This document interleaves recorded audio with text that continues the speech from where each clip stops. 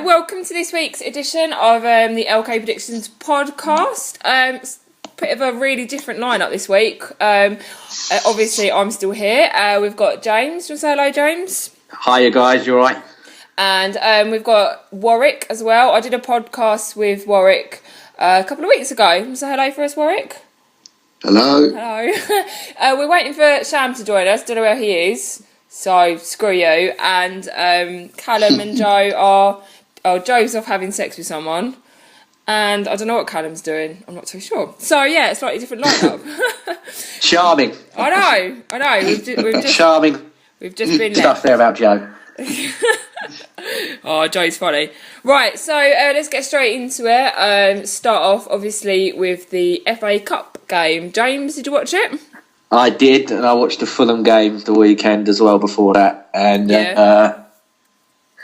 two okay performances, clean sheets. Not really threatening from both sides, but we did this thing. I mean, we haven't got into the Southampton game yet, but we keep doing this thing at the moment where we go 2 goals ahead or so, and then we just act really lackluster. Like we just think.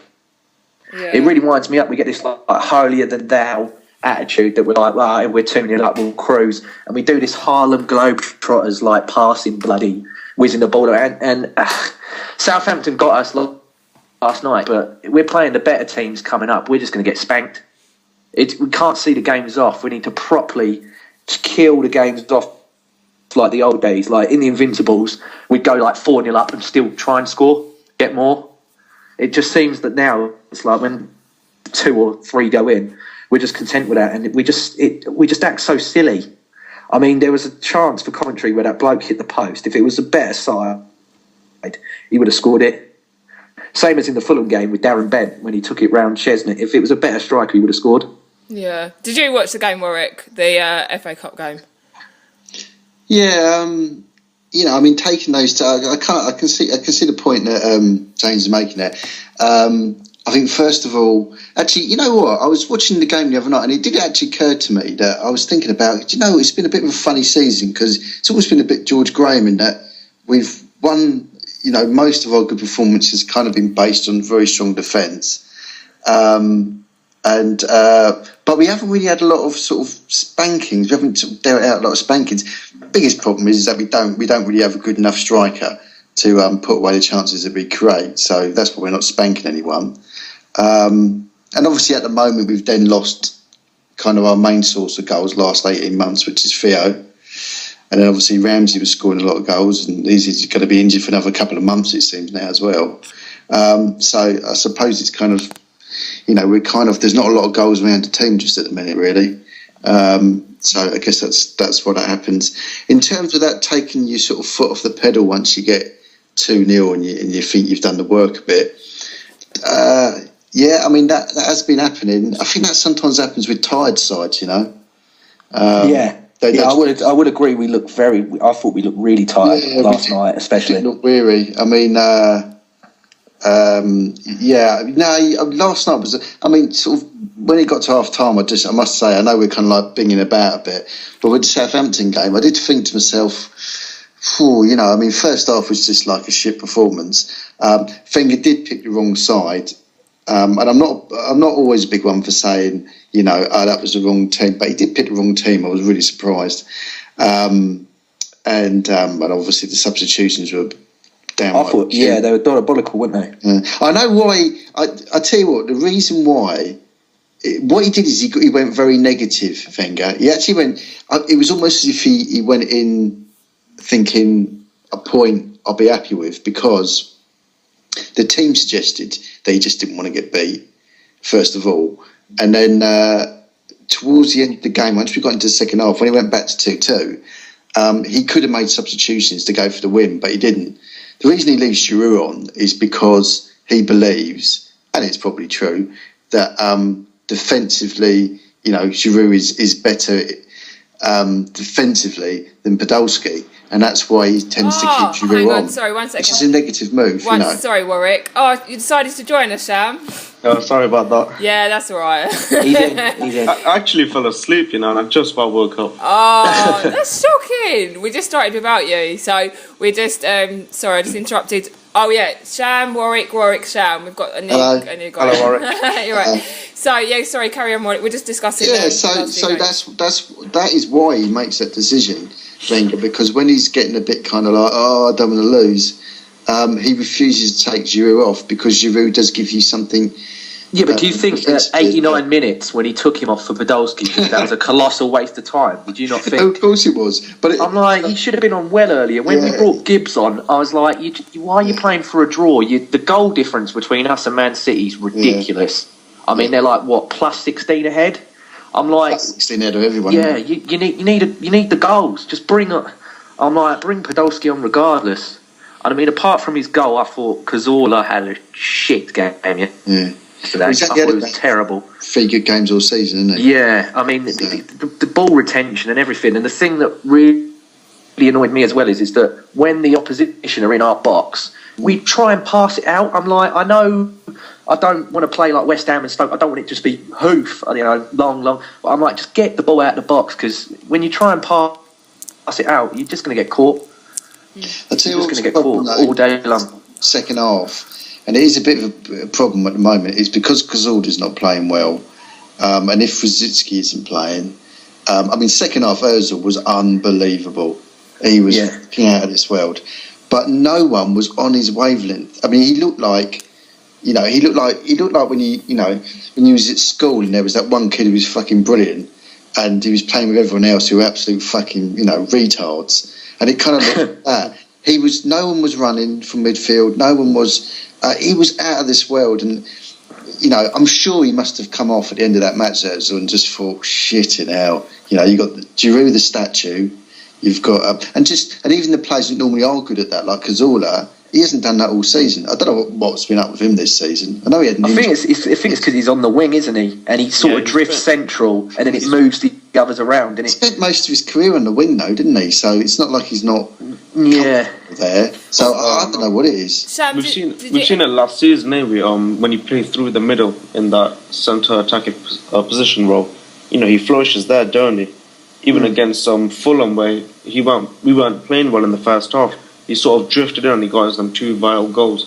So I've just always, it's like ever since Theo's injury and before when he was injured at the start, we sort of missed that pace on the wing, that real pace that we can't cover.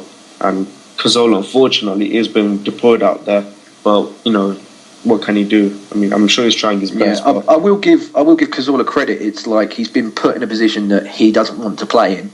But unlike, like the others, like Vermaelen and stuff like that, he hasn't moaned about it. He's just gritted his teeth and got on it, like Arteta as well. Because he wants to be further up the pitch. He don't really want to be a holding mid. But he grits his teeth for the team and he gets on and does it, which I think is quite commendable, to be fair. Yeah. Cool. I think with Theo, you miss everything. You miss the goals. Yeah. The assists and everything as well. Sorts of goals for 18 months. The assists has also been the main source of them. That's an awful lot, and all the pace. And I don't want to be too negative, but I must admit, when he got that season-ending injury, I did sort of think, "Fuck me, that's a blow." In terms of winning the title, that kind of leads into my next question. Do you think by dropping the 2 points that we really should have? We should have got 3 points. Do you think that's going to affect us? Going for winning the Premier League. Yeah. I will see that as 2 points dropped instead of a point gained. Yeah, definitely. Yeah. Because tonight, Man City have got a starting 11 that scored 45 goals this season already, versus a Tottenham 11 that have managed 15. And I know their away record ain't amazing this season, Man City, but I can't see Spurs beating them tonight. I'll be shocked. And then Chelsea have got West Ham, who, they've got a few new players in, but they're still bloody West Ham, aren't they? Don't say that. Where is the West Ham game? I think it's that West. Oh, yeah, it's probably at Stamford Bridge. Oh, is it? Oh, fuck that then. Yeah, I don't like relying on other. You're in control of your own destiny, and people go about Arsenal's injuries. Last night, Southampton had no Klein in there, who's a brilliant. I mean, their other right back last night, Chambers, I think his name was. He was brilliant as well. But I mean, Klein's a bloody fantastic player. They had no, I'm trying to remember his name, Gaston Ramirez, old Osvaldo. He beats his own players up. So yeah, well, I don't think they're going to have Osvaldo for a little while. He's on the market now, isn't he? Yeah. I did see on Twitter though as well. Someone said City drew against Southampton, and so did United. Yeah, it's not easy to go there. It's not easy to go there, but there is that. It's that. To be honest with you, it's as fans we all feel the pressure even more so, don't we? So you're just thinking, oh, you got to win every game, you know. And it was just the fact that we were 2-1 up, and we could have just easily carried on from there. And then within the space of minutes, we just make a stupid mistake for Lallana's goal, and then Flamini at the end as well. I know he didn't connect, but if he did properly, he would have ripped that bloke's ankle to shreds. I'm like, what's going through your head, Flamini? Because you're one of them. I know he's hot-headed, but he's been so calm, and his presence has been fantastic. He just in a lapse of a few seconds, he just fucking snapped. Yeah, it really annoyed me. Really annoyed me as well. With the fixture list piling up, he's an ideal person because he's our most natural defensive mid. I mean, Arteta's done well in the role, but it's not his preferred position, and he's not going to give Frimpong a chance. I don't think Frimpong would take it anyway. Yeah, not with the games we have coming up. Yeah, well, maybe there is some truth in Matuidi. I don't rate Matuidi. Blaise Matuidi, anyway, I've never rated him, never liked him, but there are a lot of rumours just coming out tonight, isn't there, about Arsenal maybe getting him because he's out of contract this summer. I mean, he would do that role, so there might be some truth in that, but he's not really a player that I've ever liked, particularly. But perhaps that's it. But I mean, the big problem is we've suddenly our source of goals is just disappeared and it's sitting in the injury room, isn't it? So, and they've got to. I'm afraid they just have to. They've got to find. They've got to get someone, at least one person that can contribute. I don't think it's one. I think we need at least 2 or 3. Yeah, and I just can't see it happening. I was going to say that leads on to my next subject I wanted to touch on, and this kind of leads into a question as well we got on Twitter. Obviously, transfer window closes in 2 days, and someone said, should we buy another striker, and should Podolski be sold if the rumours are correct? What do you guys think about that? Podolski should never ever be sold. Yeah, no, that would be stupid. Actually, do you know, the Podolski thing came from.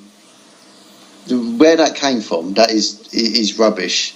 I can guarantee that because I used to work with a German guy who's now a freelance sports journalist back in Germany. He moved back to Germany, and he told me 2 years ago. He told me that Arsenal was speaking to Julian Draxler's family, as is often the case when they're as he was at the time, 16. Actually, I think he hadn't even turned out, and at the time it was about 3 years ago, something like that. And I actually put on Twitter about 2 years ago saying that we were watching this kid, and he actually knows Draxler's family. This guy, and he told me about 2 years ago. He said, when Draxler moves, he will end up at Arsenal because that's his family. Again, they're very into what is the right. It's not just about the money. It's about will he have the right coach? Will he have the right environment? Will he be looked after? Blah blah blah.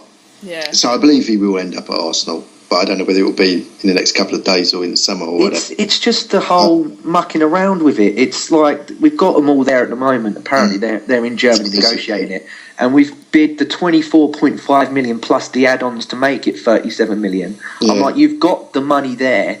Just pay it, get the player in. It's negotiations, isn't it? But I'm like, why do we have to do this penny pinching shit? It really winds me up. But that's because, I think we've said this before, that's because we don't want to be the team that's just splashing out loads of money on players and being a Man City and being a Chelsea. But no, you got to focus on the now. You got 2 days left because you've fucked about for the last 29 of them. Not signing play. I'm like, stop with this penny pinching. We got a deal with Puma for 150 million, which the money can be. Everybody goes, we ain't got that money till the summer. You can use it now and go into debt because that deal comes in July the 1st, which is before the deadline for the financial fair play and everything. So go into the debt if we have to, because we'll clear it July the 1st and we'll be fine anyway. So just sign the fucking player. Just sign the player. Yeah. I don't get why we have to muck around. The So the point about Podolski link there was that there was a rumour that went round that he was being offered as part of a deal to get Draxler, but I can absolutely confirm that's a load of bollocks. And I don't know why people still believe in on it. Schalke, like a Köln, FC Köln that Podolski used to play for, rival. And he's got an FC Köln tattoo apparently on his arm, hasn't he, and everything. So it's like, why would he want to go there? They won't offer Podolski. They don't want to offer him as part of the deal. Yeah. You hardly ever get those deals anymore. Those make weight deals or those player swap deals. You hardly ever get it anymore. They're so hard nowadays to actually do those deals. Technically, there's too many moving parts. You just don't get those deals anymore. Players have too much power. Back in the old days, we used to get those sort of deals a lot. That's because players didn't really have the power, and you'd say, "Oh, by the way, you're fucking going to there next week because we want that player." Yeah, now they've got their representatives. Now they don't. Yeah, and if a player don't want to go, he doesn't have to. So, by the way, they don't want to do that anyway. They're not stupid. Even now, I mean, I don't think Wenger would sell Podolski, who's one of my recognised strikers. With Bentner being out or maybe Bentner not being up to it, I don't think he'll be that sort of naive enough to sell Podolski. Because he offers us something different than Giroud, don't he? Well, he's a finisher, clinical finisher. That's what. Well, he's one of only 2 or 3 that shoot from outside the box as well. Exactly. Yeah. Why get rid of that? If push comes to shove, he will shoot. Yeah. Yeah. Cool. Right, moving on. James, you've got a question for us, haven't you? Yeah, I have 2 actually. Or do you just want to do one? We'll just do one because trying to keep it a little bit short this week. Okay, I have a question from a man I know quite well because 22 years ago I spawned from his loins. So that is my father. Your dad's question again. Fucking hell. He said, "Should DJ Campbell be allowed to play for Millwall on loan from Blackburn whilst being investigated for match fixing, considering most other professions you're suspended pending court hearings?" So who wants to jump in on that? No. I don't mind going first. Go on, you go please. Well, to me, I would say no. Just from the point of view of if you bring the game into disrepute and he gets found out that he is guilty, he's been playing football over that period, what means he hasn't fixed more games. And there's nothing I hate more than watching the news and they've all got to take photos of them going into court, coming out of court. I hate all that. Oh, they fixed game, it winds me up. It's boring. Yeah. I agree. I don't even think it's not really an issue, isn't it? Really, I mean. What's going on with your football? Why is he being allowed to carry on playing? Like, why hasn't he been? Because we've got the whole innocent till proven guilty regime, haven't we? But to me, I'm like, if you've been accused of match fixing, I don't think you should still be allowed to play. Because if you are guilty, what means you're not fixing the games you're in already? Yeah, you should be kept well away from it, I guess. That's what I personally think. Yeah. Yeah, Shan, what do you think? Any views? Yeah. I mean, has the case been forwarded? Is he guilty? Has he been found guilty or not? They're still they're like bailed, aren't they? Because it's quite a few players. I think one's been cleared already, but there was like 3 or 4 of them that are all linked with it, isn't it? Because they had I can't remember. I think it might have been the Sun on Sunday or whatever. Had the video footage of 2 of the players, so those have been. They're definitely buggered, whether they like it or not. And then there's a few. Is it Soji or whatever? I think his name is. I don't even know. Something. I can't remember which one it is. I think it is Soji. He used to play for Portsmouth. Then he's played for obviously lower league clubs. But it's all done on stupid things, isn't it? Like it's like betting on bookings and stuff like that. I'm like, I know. I understand all about the gambling culture, but I'm like, who bets on bookings and stuff like that anyway? It's really, whatever happens to betting on goals and scorelines. It's called, what's it called? There's a name for it. In play stuff. In play, yeah. In play match. There's throw in and shit like that. Like, fucking Ray Winstone and his other fucking... Yeah. That's the thing that winds me up, I like gambling, but I like gambling with people who've got stories, I want to hear about how you met an oil tycoon in Las Vegas and you were on a winning hot streak. But now you get people, I lost all my money gambling. Oh, how did you do that, James? Oh, I went on my laptop and Ray Winston said that he'd do this deal for me. Oh, okay. I lost $500,000 in my pants. Yeah. And you're sat in my pants eating Doritos, listening to Ray Winston talk about throw-ins. Yeah. Yeah.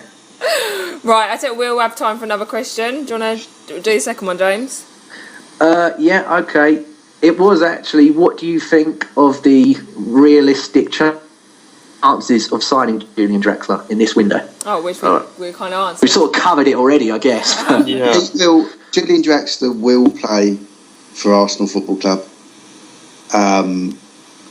Nailed on. I don't care who else is in for him. But whether it happens, I think they might be trying to force it through earlier than they were going to because of the player situation. I really don't know. They've got that Jan Age Ford Toft. I think he's a respected journalist in Germany. I used to watch him play. He said that the fee is agreed, but it's not done. So I don't know. Yeah, that's progress in a way. Fjordtoft is very close to German football. Actually, his stuff on German football is usually pretty accurate. Fjordtoft was actually kind of he was the first guy to get the story out about the Ozil to Arsenal deal. Yeah. That's. I was going to say I recognise his name when he comes up. I'm not following him personally, but he's one of them that gets retweeted a lot. He's genuine. He's not a bullshitter. Yeah. No, if he's heard it, he knows German footballers and he knows that community very well. And if he says something, then it's not faux. Well, I'll pose a question on that question though. But do you think Draxler would be enough? Me personally, I say no. No, I won't. Yeah, I'd say no as well. Because he wants to convert him, doesn't he? And I'm like, that's going to take time. Well, we think so, don't we? I mean, me personally, I see these links with Carlos Vela, and I'm like, there's a Mexican in Manchester that for about 15 to 20 million you can get who's more proven than Carlos Vela ever was in the Premier League. Just go buy him. They won't sell to us, though, will they? I don't think. Well, people say that, but I never thought Chelsea would sell Wham out to Man United. That's truly bizarre. I mean, I never would have imagined that deal happening at all. Yeah. At all. And that was an odd one. I'm not quite sure why that was. Maybe they need the money. I don't know. Maybe they're worried about FFP. Maybe they need to get something in around. They are in a lot of debt, aren't they, Chelsea? Even though he's got a lot of money, I'm sure they are actually in a shitload of debt. I don't know. Well, most of them are, but they've got people that can bail them out. Look at Real Madrid; they're in debt, but then they just do what royal Man family City and bang. They just do what they just cook the books. Like Man City have basically said, like, oh yeah, I know that we're in a lot of debt and all that, but we've just got a commercial deal to fucking sponsor our toilet seats for $1 billion. Do you know what I mean? That's what they're doing. They're just making shit up. This is but I find this ridiculous about football. If you're a normal company and you're in loads and loads of debt, you don't survive. You'll fuck up. So why? Yeah, but it's entertainment. It's the money it brings in, like tourism, and it's business, isn't it? International commercial as well. Man United are the most in-debt football club in the history of football, aren't they? Because the Glazers took it all out. They didn't spend a dollar of their own money, but because they generate so much, it's all about cash flow. So the banks, the army of banks. Well, they were floated on the stock exchange, weren't they? At one point, I swear they were. Man United. They were on the New York Stock Exchange, weren't they? Yeah, at one point, yeah. And I think for the first time in like 10 years, they've actually been knocked off first on the rich list to like third. But I don't think that's because they're big in, is it Japan or China? They sell shitloads of shirts out there, don't they? I'm sure it's there. Yeah. Cool. Right, we'll move on then to the last bit of the podcast. Proper short today. Just the prediction for the Arsenal game this weekend. Arsenal, Crystal Palace. What do you reckon, Warwick? Well, we got to win that. We got to win. We will win. We got to win. What do you reckon the score? Yeah, what do you reckon the score will be? A little bit more specific. Well, I think it will be. Cool. I think it'll be a nasty, just a little sort of 1 or 2-0 actually. No, I'm thinking 2-0. I think it'll be a bit sort of like frustrating and dull, but a bit like the Fulham game probably. I think. Yeah. I think it might be like the Fulham game actually. Sam, what do you reckon the score will be? I reckon 3-0 to Arsenal. This could be because this is going to be obviously after the transfer window's closed and that, so. It could be like exciting times for us if we sign anything. Oh yeah, definitely. I mean, for the 8 years that we couldn't do nothing because we were financially restricted, I think it's good times coming up in the near future. I think for us. Yeah, and James, what do you reckon? I reckon 3-1, and I think it'll be tougher than what most people think. It won't be an easy 3-1. We'll have to scrap that out because you got to remember it's Tony Pulis. Yeah. And I mean, we don't cope with that Tony Pulis football. I can see Shamak scoring. Like when Adebayor joined Man City the first season. You know when Adebayor joined Man City the first season, we all knew he was going to score when he played us, and then he ran the length of the pitch, didn't he, and did that fucking stupid celebration. I don't think Shamak's got the fitness to do that, though. No, he won't run the length of the pitch. No, but I could see him scoring. I could just see it in my head. You wouldn't celebrate, though. I don't think. You never know. I didn't think the cheek would he would ever celebrate, and then I mean. I don't think it's a bit of wanker as Adebayor, to be honest with you. Yeah. I think it'll be they'll try and slow the game down as much as possible. It won't be like Southampton that pressed, like they had the Spanish mentality from like Pochettino where they're like, don't give them the ball. I think Palace will try and slow that game down as much as possible. They'll be throwing kicks in. But the question is, can they sustain it throughout the 90 minutes? Whereas they might get tired, whereas we might just keep going and going. It's at the Emirates, ain't it? So it might just give us that edge. No, it's just how we play when we're frustrated. We can get really, like at Southampton yesterday, we can give the ball away sillily at times. And I know they haven't got massive amounts of players that can punish us. It's just when we get lacklustre at the back, that's it. I mean? Crystal Palace beat Hull in their last game. Yeah. And Crystal Palace, they've gone up to 14th. Obviously, it's not quite like fucking top 4, but I thought they were. I just hope and pray that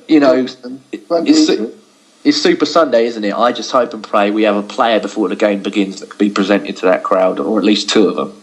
Well, even if Draxler does join, I don't think he'll play because he's still injured at the moment, ain't he? Yeah, but I'm like, he ain't injured enough not to walk on a pitch and clap, is he? Oh, no, with a shirt on. He'll do that, yeah. That would be bad if you But yeah, hoping he we see these rumours of Virgil van Dijk from Celtic, the centre-back. Now, I watch the Scottish football, obviously, due to my family and what have you. I know it's not the greatest, but this kid, I think he's the same age as me, like 22. He's remarkable. He's one of the best. I don't know where he's come completely out of the blue as a centre-back. He's superb. And, I mean, we want 2 in every position. And it's like, if Koscielny or Mertesacker go down, I mean...